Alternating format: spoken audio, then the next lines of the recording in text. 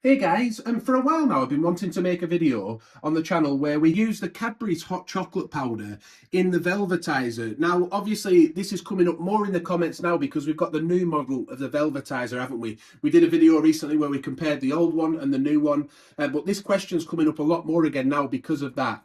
How well does the Cadbury's drinking chocolate work in the Velvetiser for hot chocolate, and will it also work for the cold drinking chocolate that the machine makes? So what I thought I'd do, I thought we'd just make a standard hot chocolate and cold drinking chocolate, 220 millilitres.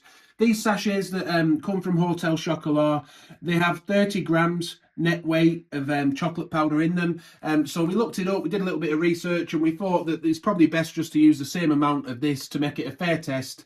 Well, as fair as we can imagine it anyway. And hopefully hopefully it'll work and it'll taste nice, but we'll find out. Now we've got the pod cup and the pod glass. However, I think for this particular test, you're going to want to see the hot chocolate, aren't you? Whether it creates a nice froth, whether it dissolves in properly.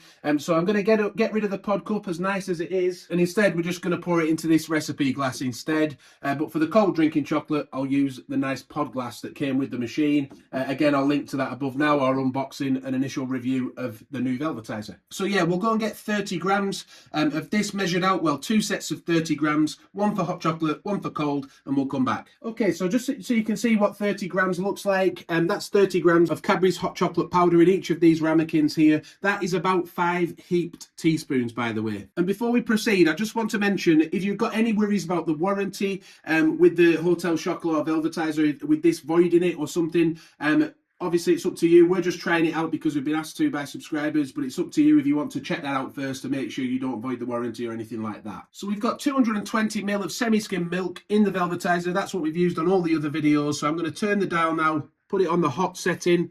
I'll add our first 30 grams in. We're going to do hot chocolate first, cold chocolate second. We'll pop the lid back on, but I will open it up halfway through to show you what's going on inside and how well it's dissolving.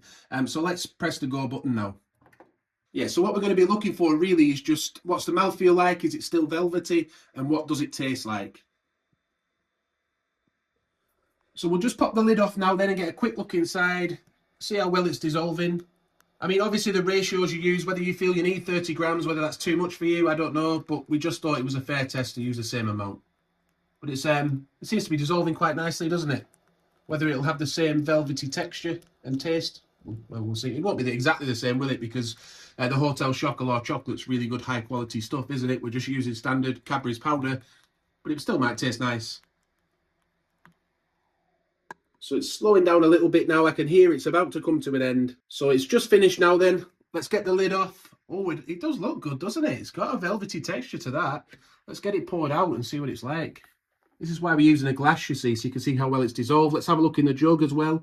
You can see there is some undissolved chocolate coming out, but you do get that a little bit with the Velvetiser anyway, but it's not too bad. Yeah, a nice thick creamy foam on top. Let's have a taste. Okay, so myself and my son have just had a taste, and we do feel that it's really, really nice. It's incredibly sweet when you're used to drinking the Hotel Chocolat sachets, because they're obviously dark chocolate, aren't they? And this will have a lot more sugar in, I'd imagine. But yeah, the creaminess, it's there, isn't it? It's got a nice foam on top. Mouthfeel, I would say, it did feel to me slightly thinner, just a slightly little bit thinner, not as quite as much body on mouthfeel. But it tasted good, it tasted nice, but incredibly sweet because it's milk chocolate drinking powder and not dark chocolate, probably. It's not got that bitter edge. But it does work, that's the key. And if you're used to using this kind of powder, you know what it tastes like. If you like it, it works fairly well. And I was just rinsing the jar out and I did notice a little bit more burnt milk on the bottom there. Whether that's because it's powder, I'm not sure, rather than using hot chocolate flakes. But I did want to point that out. It does do that a little bit anyway because it gets a bit hotter now than the old Velvetiser does. But that did seem a little bit extreme given to what I've seen in the past. So just a little thing to point out with regards to that sugar that we mentioned, because it was very sweet. This cold drinking chocolate, just as an example, yeah, that per 100 grams, look, has about 41.8 grams of sugars. That's this particular one. But on the Cadbury's hot chocolate powder, and we can see it's got 68 grams of sugars per 100 gram. So it has got more sugar in it. But we'll move on now to the cold drinking chocolate. So just before we move on to the cold drinking chocolate, I'll just say that my son, he actually said, oh, I'll have a little bit more of that. That tastes really nice. So that's the proof of the pudding, isn't it? He enjoyed it and it was a nice drink as a hot chocolate. But what about as a cold chocolate? Well, we've got another 220 millilitres of milk in there. So we'll turn that now to the cold setting on the dial. Turn it to the left, anti-clockwise. Put our chocolate in. I did crush it up a little bit and make it a little bit finer just to give it the best possible chance. And we'll pop the lid on. Not that I really need to, it's not going to really go anywhere, but we'll, again, press it going and we'll give you a look about halfway through as to how it's mixing together, whether it's doing a good job. In fact, it's not heating anything up for this one, is it? So we'll just leave it open and see how well it mixes together. I won't show the whole thing, but we'll just give you clips as it goes through the process.